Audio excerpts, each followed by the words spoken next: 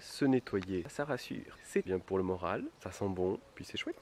Bonsoir mes chers low-techers. En ces temps un peu incertains, faut trouver des solutions pour se débrouiller. Alors, pour faire du savon, il y a un process complètement naturel avec des cendres que j'ai omis parce que ça demande beaucoup de temps de cuisson et j'ai pas forcément l'espace ni l'endroit pour pouvoir faire ça. Alors, on va passer par une solution qui est plus à la portée de tout le monde. Il faut s'équiper un tout petit peu de matériel. On va manipuler un produit dangereux qui est de la soude caustique. C'est ça là. Vous allez me dire, je vais mettre un produit dangereux dans un savon et après je vais me laver avec. Ça sent pas bon. Vous avez raison. Faut pas s'en mettre directement sur les mains. Par contre, ce qui va se passer, c'est une réaction chimique. Lavoisier l'a dit, rien ne se perd, rien ne se crée, tout se transforme. La soude caustique, au contact d'une matière grasse, va vous faire une réaction chimique qui s'appelle la saponification. L'huile et la soude, en ayant cette réaction chimique, va produire du savon et de la glycérine. Ça fait des molécules qui fixent les graisses qui sont pleines d'impuretés et qui en plus de ça sont lavables à l'eau. Voilà. Et là, en l'occurrence, on va faire ce qui s'appelle une saponification à froid, c'est-à-dire sans cuisson, donc sans utiliser d'énergie supplémentaire. Cette saponification va être très longue, à peu près 1 mois à décanter avant de pouvoir utiliser le savon correctement. Il faut un temps de maturation. Vu que j'aime beaucoup le fromage et le vin, le savon aussi. Pour faire du savon, il faut de l'eau déminéralisée, de la soude caustique, attention danger, hein, ça se manipule avec précaution, de l'huile d'olive, et on a aussi des huiles essentielles pour pouvoir lui donner une petite senteur, même si c'est pas nécessaire. En matériel, on a un robot. Il va falloir un moule pour pouvoir laisser décanter. Je vous conseille de prendre un moule que vous n'utiliserez que pour ça. Ça, c'est pour faire la préparation. J'ai pris ça pour éviter de faire des éclaboussures. Et une balance parce qu'il faut être très précis sur les dosages. Et nous avons aussi lunettes, gants de protection et un masque. Et ça sert à rien. Je sais pas pourquoi c'est là. C'est pas bien compliqué à réaliser. C'est amusant parce que on joue au petit chimiste. De faire les choses soi-même, ça nous donne toujours une satisfaction et une gratification immense. On passe à la réalisation. Première étape, ça va être de peser l'eau. 100 grammes. 103, c'est trop vide. On va remettre un peu. On va être pile poil. Ok, 100 grammes. Je me suis dit que ce serait plus simple d'avoir tout de près. Donc on va préparer l'huile. Donc il m'en faut 300. 300 grammes. Ça va vider quasiment la bouteille de 1 litre. Maintenant on passe aux choses sérieuses. 38 grammes de soude. Pas plus, pas moins. Le masque et les gants et les lunettes. Donc on remet à 0. Hop là, 38. On referme bien et on mélange ça avec l'eau. Ça chauffe un peu, on peut voir qu'il y a de la buée sur les bords. On attend que ce soit complètement dilué. Voilà, donc on n'a plus les billes. Maintenant, on va incorporer l'huile petit à petit. Bon, ça fait rien du tout. Je crois que c'est un peu de chaleur. Jusqu'à la dernière goutte, s'il vous plaît. Commence à avoir un petit précipité à l'intérieur, c'est chelou. Bon bah maintenant faut tambouiller. J'ai l'impression que le bois il a pas trop aimé. Donc j'ai mis ça pour éviter d'en foutre partout. On va voir ce que ça donne d'ailleurs. Voilà, comme ça peut-être. Non, j'en fous partout, c'est pas du tout une bonne idée. On va essayer de passer à la solution B.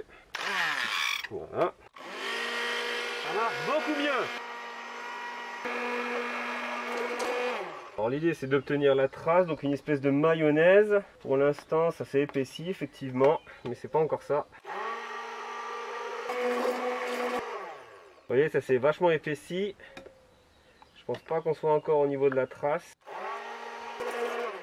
Je sens énormément de chaleur qui se dégage de là. Pas encore, faut que ce soit plus épais. J'en mets un peu partout là, ça ne va pas. Hop, j'étale. Allez, on continue. Je suppose que vous avez entendu, ça gicle beaucoup moins, ça veut dire que ça devient plus épais. Là mon moteur il commence à avoir chaud là. J'en suis pas loin, regardez ça.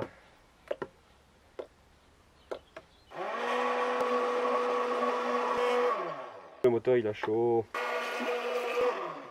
On va laisser refroidir vite fait. Étudier la consistance en attendant. Vous voyez, ça commence à faire laisser une trace. Et en fait si on passe vite, comme une espèce de crème anglaise, il manque pas grand chose. Et c'est reparti. Qu'est-ce qu'il a chaud ce moteur? Bon ben je vais continuer jusqu'à y arriver. Hein. Ça y est, j'ai la trace. J'ai refait un petit peu, pas beaucoup plus, hein, mais un petit peu quand même. Regardez. Vous voyez en fait, on peut commencer à écrire dessus. Vous voyez quand j'enlève, ça laisse la trace en fait. Ça fait une espèce de mayonnaise un peu épaisse. Maintenant, ce que je vais faire, mettre des gouttes d'huile essentielle. 1, 2, 3, 18, 19, 20. Hop là, 21. C'est pas nécessaire d'en mettre, mais bah, c'est pour que ça sente bon quoi. Je vais remélanger un tout petit peu. Il est chaud, je transpire et tout bon.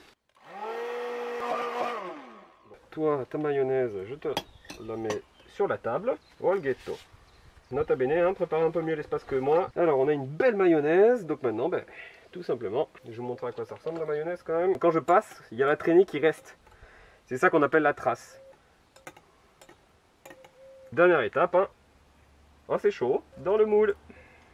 J'espère qu'il est assez grand mon moule. Il est assez grand mon moule. Voilà. Très important les gants parce que je sais pas si vous voyez avec le brillant.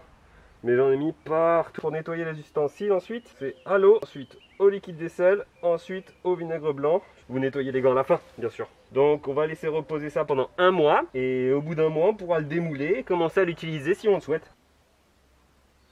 Et voilà à quoi ça ressemble donc. C'est un peu visqueux, hein. Nota bene pour la prochaine fois. Prévoir un plus grand saladier. On est foutu un peu partout à cause de ça. Prenez le robot à un seul bras, celui à deux, ça en fout partout, c'est dégueulasse. Oubliez. J'avais pas l'air forcément à l'aise quand j'ai fait ça parce que c'est la première fois que je le fais. Mais comme quoi, même en étant un néophyte, on y arrive. Je pense que le résultat est complètement satisfaisant. Faut être précis au niveau des doses. Ce que je ferai la prochaine fois aussi éventuellement, c'est de mettre un film plastique partout autour. Le bois réagit très mal avec ça, donc utilisez uniquement du verre, du silicone, plastique ou du métal. Pas d'alu, je le répète, pas d'alu. Protégez-vous quand vous le faites, bien sûr. Je vais lui mettre un film plastique par-dessus. Quoique non, il faut qu'il s'aère le truc. Vous allez voir. J'aimerais bien qu'il n'y ait pas de poussière qui tombe dedans quand même. Respectez les doses prescrites. Il y a plein de calculateurs en ligne pour pouvoir le faire avec plein de types de graisses différentes. Il faut attendre que la réaction chimique se termine pour pouvoir sentir. Je crois que c'est tout. Et voilà. Et sur ce, savonnez-vous bien. Au revoir.